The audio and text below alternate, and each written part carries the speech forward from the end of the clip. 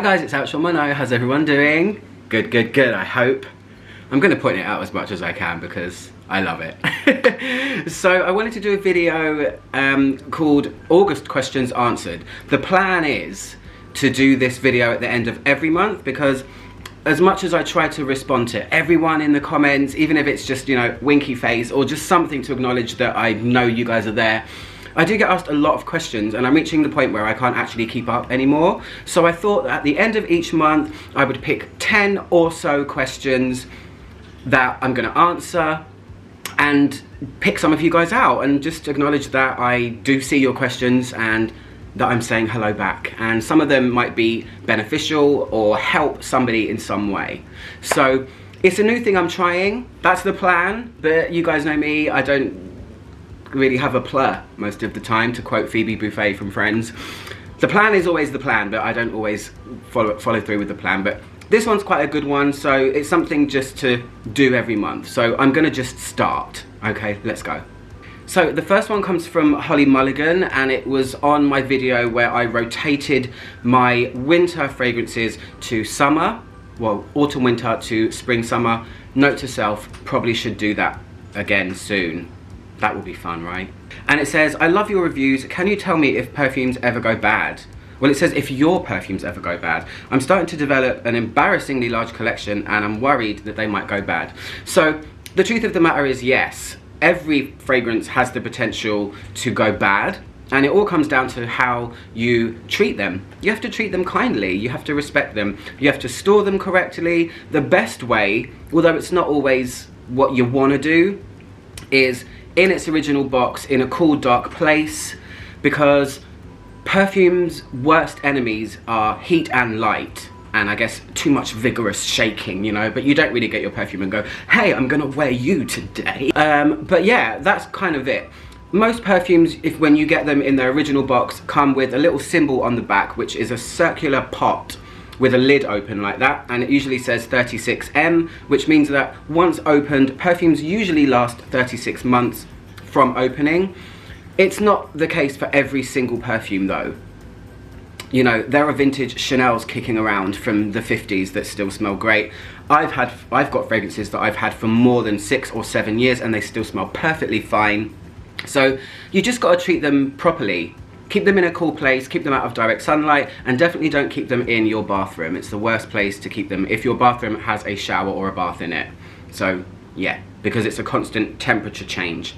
So that's the first one. Thank you, Holly. On to the next question. The next question was posted on my Youth Dew review by Estee Lauder. That one had so many comments. I was going through my comments and it was just everything about Youth Dew. It wasn't questions, it was just general comments. This one says, is the original Youth Dew still available? And it's from Suzanne Brock. Hi, Suzanne. I took your question to mean, is the original formula still available? Because Youth Dew is one of the hundreds and hundreds and hundreds of perfumes that has gone through a reformulation. If you're talking about the original formula, yes, I guess it's still available, but probably not in shops. You probably have to go on a vintage hunting expedition, which is what I find myself doing quite a lot of the time. I do hunt down vintages of things that I know I really like.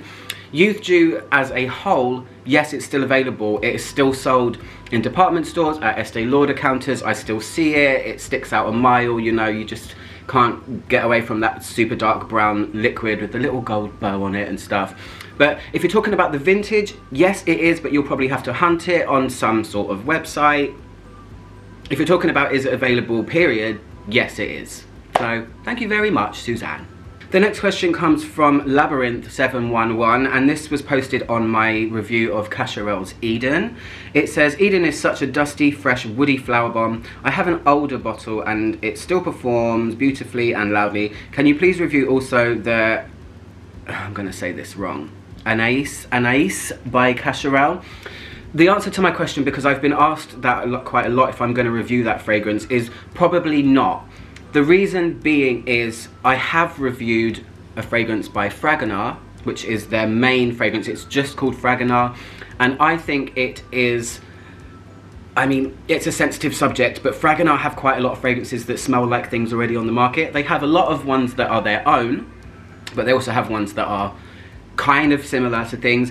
their Fragonard one does smell like Anais by Cacharel, and I personally think it's better. So go and check that review out if you care to. So thank you, Labyrinth, for your question.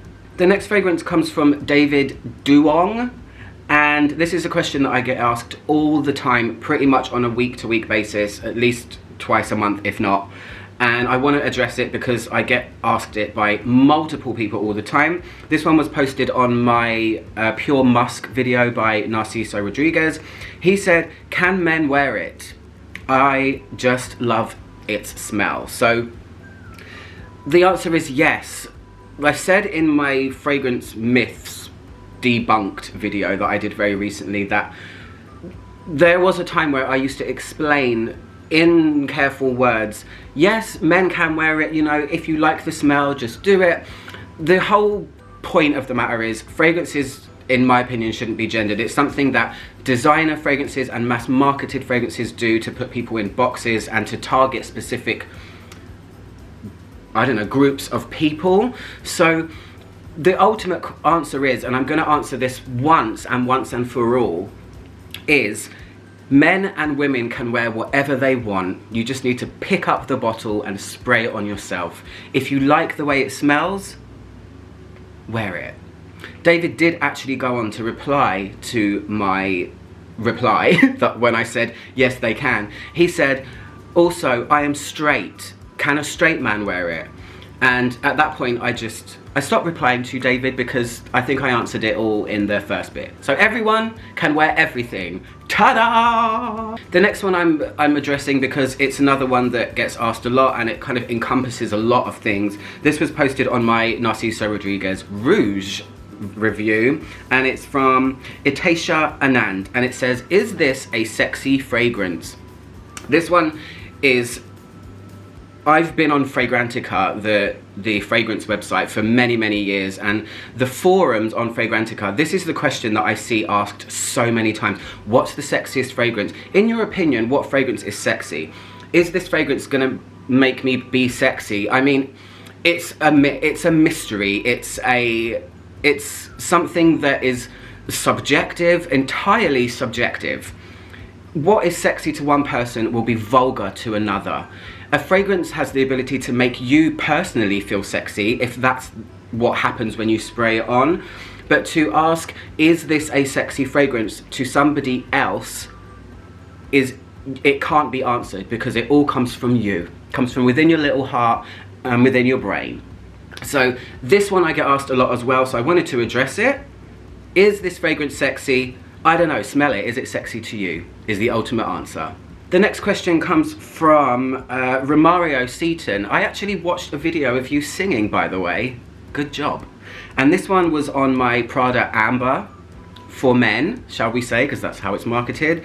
And it says, hey, do you know if this has been reformulated or is it the same? I can tell you that that particular fragrance used to be an obsession of mine, and I've owned 2 bottles when it first came out, and I have smelled it more recently, and yes, it has been reformulated. It's pretty safe to say that 90%, if not more, of designer, mass marketed, even further along the lines than that, have been reformulated because of rules that came into play 5 years ago now. I don't know, time is going so fast, I have no idea, but yes, it's been reformulated, and no, it's not as good. I don't think I've ever smelled a reformulated version of something that is better than the original. Few and far between, if not none.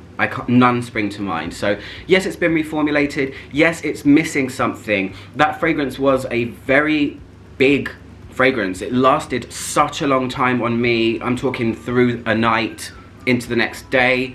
Now it's just a little bit thinner, a little bit smaller. It wishes it was a baller.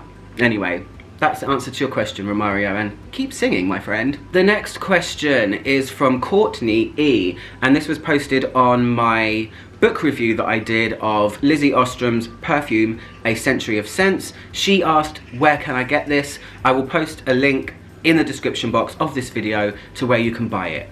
But I wanted to address something here as well. I get asked, where can I buy this? About multiple things, mainly all the perfumes I review. It's not something I can answer because, first of all, I don't know where you are.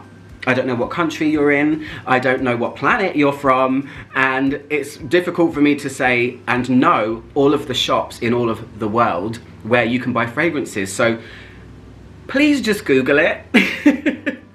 I don't mind the question being asked, but with a book it makes more sense because it's a little bit more narrowed down. But when someone asks, you know, about Christian Dior fragrance, where can I buy this?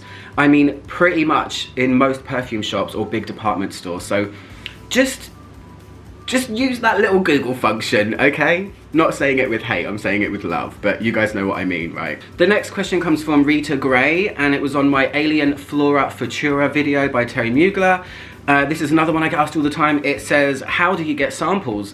I get samples in a number of ways. If you're talking about Mugler samples in particular, Rita, then whenever Mugler release a new fragrance, for a limited time on their website, you can sign up to get a sample sent to you. I'm currently waiting for Angel Nova to come because I really want to review that for all of you guys, the new pink Angel that has come out. There are decanting websites that you can find. There's one called Surrender to Chance. There's a couple in the UK.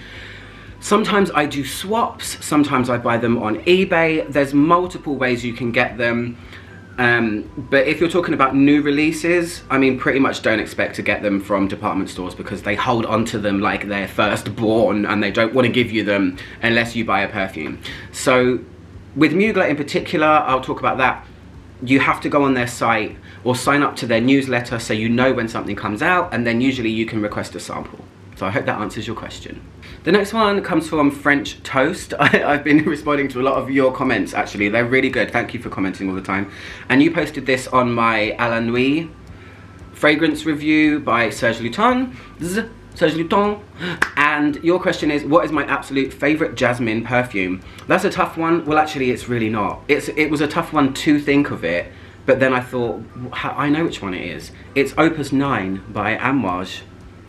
That's not only my favorite jasmine fragrance, but it is my favorite Amouage fragrance from any of theirs. But I am about to go out and smell some of their new ones, so maybe that will change.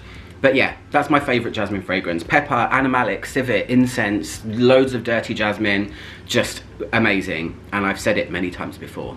So thank you, French Toast. You're delicious. So the next one comes from Me. And this was posted on my Dior Poison review, the original one. It says, how do you compare this with other Poison flankers? Which one is your favorite? So I'm going to do a rundown of my favorite Poison flankers from top to bottom. My favorite is the sadly discontinued Midnight Poison, which comes in the blue bottle. Dior, what on earth were you doing when you thought about discontinuing that fragrance? Savage. And it's a travesty on the human nature of being. Oh. My next favourite one is the white one. It's called Pure. I don't know why I'm doing this. Not like you can see the bottles or anything. My next favourite one is Pure Poison, the white one. Gorgeous, white, ethereal, tender, floral, which reminds me of billowing white curtains. The third one is Hypnotic Poison, the Eau de Toilette version, the red one. This one's super cool. I mean, it's really, really famous and really popular. I think it kind of surpassed the original Poison. Who am I kidding? No, it didn't. But I think nowadays it's more popular than the original Poison. So that's the third one. The fourth one is Poison Tundra, which is the green one. Another one sadly discontinued. I loved that one because it did resemble something of the original because it had tuberose in it as well. That one's gone as well. Dior, what the hell, man? You need to have a word with yourself. And the last one is the original. It's not my least favorite because I don't dislike it. It's just in the rundown, I would pick that one last over the others. It's a really famous one. Bombastic plum, tuberose, incense, crazy 80s fragrance. So that's it. There are other flankers of the red one that have come out, but there's kind of too many to mention now, so I won't. I'll stick to the main 5. Thank you very much. The next one calls from something I can't pronounce. I think it's Sessa or Secha or Keka. I'm not sure. This one was posted on my Chloe Innocence review that I did many years ago. It says, this is my favorite perfume of all time. Why was this discontinued? I have no idea and I'm still angry about it now. I wore it in uni in the 90s and I've never ever forgotten it. Energizing by Shiseido was a very close match to it, but now that one's gone as well. Has anyone reached out at Chloe to ask them to consider bringing this beauty back? People are desperate for this fragrance. I'm going to use that question as an opportunity for us to band together and all contact Chloe and tell them, bring Chloe Innocence back, please. If enough of us do it, they might just listen. Go and get your torches, let's be angry villagers, and let's all bombard Chloe with requests to bring back Chloe Innocence. Or don't do it if you don't want to, but I'm going to do it as soon as I finish this video. Okay, last question. And this one was posted by Elin Yong, and it's on my Opus 1 video by Amouage. How would you rank Opus 1, 3 and 5? Which out of the 3 is my favourite? So Opus 9 is my favourite, but second to that, Opus 1 is my favourite. It's a really gorgeous ylang fragrance with lots of cardamom in there. It's kind of unusual and it wears really, really beautifully. 3, I'm pretty sure is the violety one, which I didn't really like very much. And 5 was the weird one that had cumin and incense. So I really liked that one. So in order, 1, 5, 3 of those particular choices that you've mentioned. So thanks, Elin. Good question. I love lots of them, but 9 and 1 are definitely my favourites. And that's it. That is some of August's questions answered. I will, like I said, I will try and do this at the end of every month. It's something to just work towards and keeps me engaging with you guys a lot. I hope you guys are staying safe and well. I'm out on my note trying to make the world smell better, one video at a time. See you guys soon. Goodbye.